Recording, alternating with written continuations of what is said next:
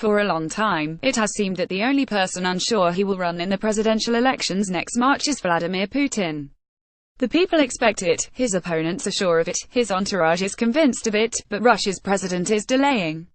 When Mr. Putin chooses to run, he will win, and handsomely. The president remains popular with his base and possesses a well-oiled political machine that, as dependable as the rotation of the sun and the movements of the tide, will deliver a result between 60% and 70% in his favor.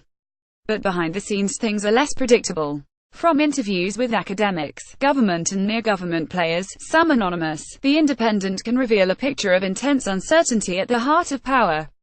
It is a picture that shows the president's grip on the Kremlin to be as strong as ever, but only because it needs to be. Vladimir Putin is, sources say, tired, and he is reluctant to engage in a major national election again.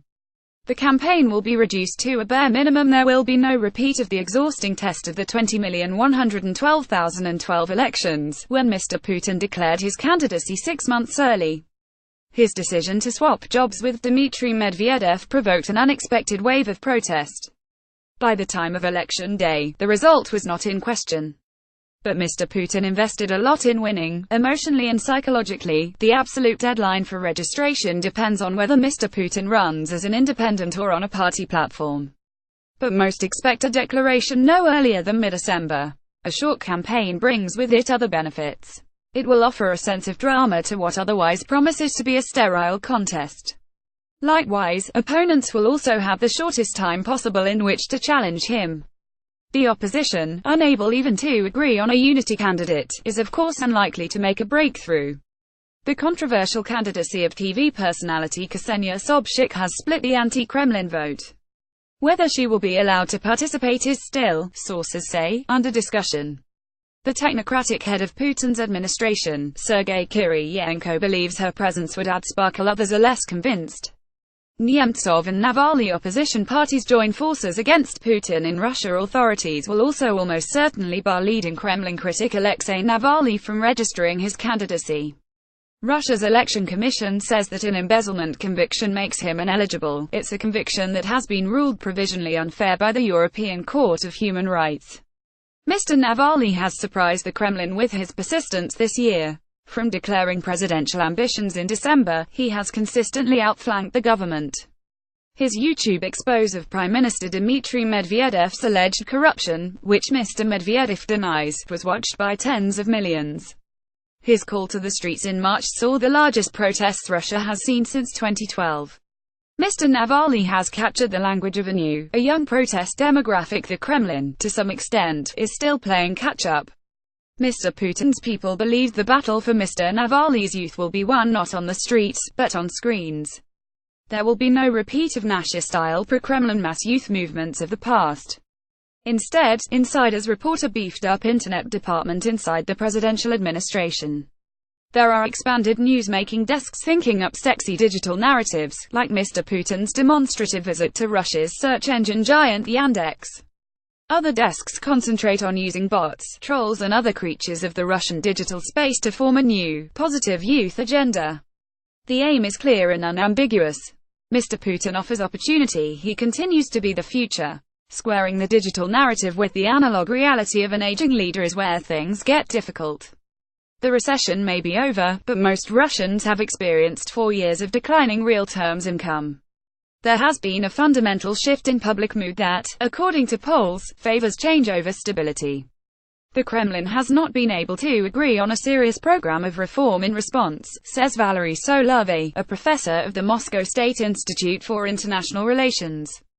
Indeed, the election offer has already been scaled back. Rather than projecting a confident future, the promise is now on improving productivity and efficiency.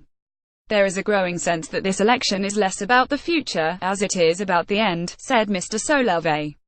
Gleb Pavlovsky, a former Kremlin advisor and head of the Effective Politics Foundation, told The Independent that the regime was entering a terminal phase.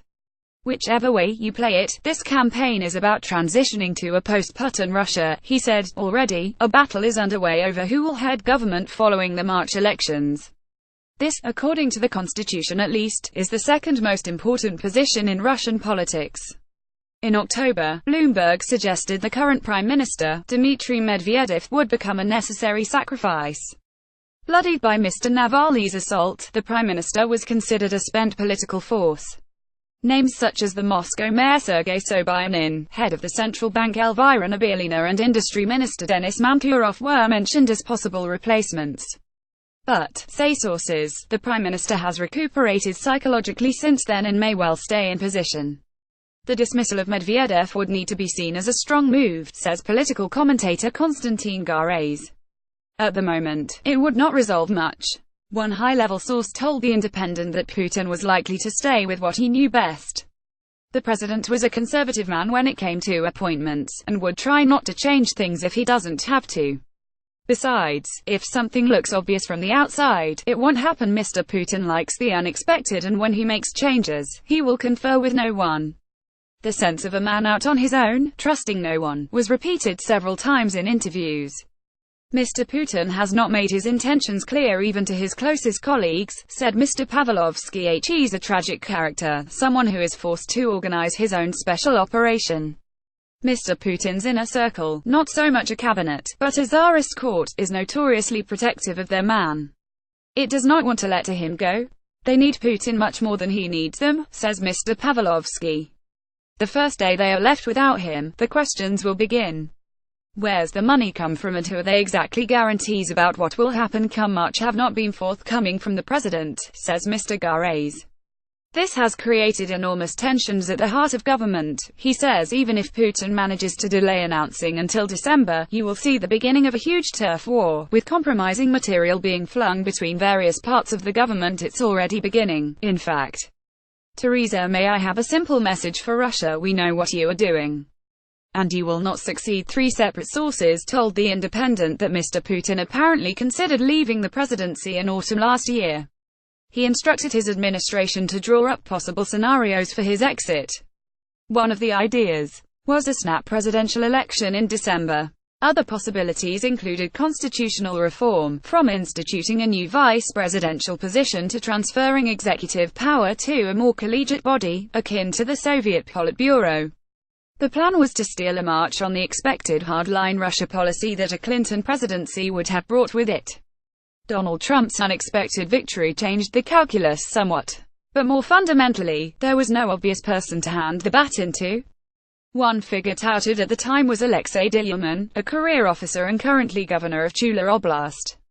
His main credentials for the job, one source said, were that Putin trusts him. Others suggested Mr. Dilyumin was being used to sow unrest among the Tsar's out-of-control boyars. Dilyumin isn't from the inner circle, so his very appearance is frightening to them, said Mr. Pavlovsky. The competing groups are unlikely to agree on a successor. Vladimir Putin has carved out a unique role over nearly 2 decades, and sits at the top of a balanced, highly personalized system. His exit, when it comes, will be profound. There can be no second Putin. When the man goes, the system goes, says Mr. Solovey. All the informal communications, the glue that holds things together, that will go too. The appointment of inexperienced technocrats to governor positions nationwide could exacerbate the pressures. He says there's no money, so there may come a point where you can't resolve local problems, then the strikes start, then Moscow gets involved. Protest, mass actions, you can't predict any of this. A majority of the interviewees suggested that Russia was on the verge of a major political crisis, the system has exhausted itself, and was teetering at the edge of an era. The last time I felt like this was at the end of the Soviet Union, says Mr. Solovey. And, worryingly, people who were around at the time are telling me they feel exactly the same.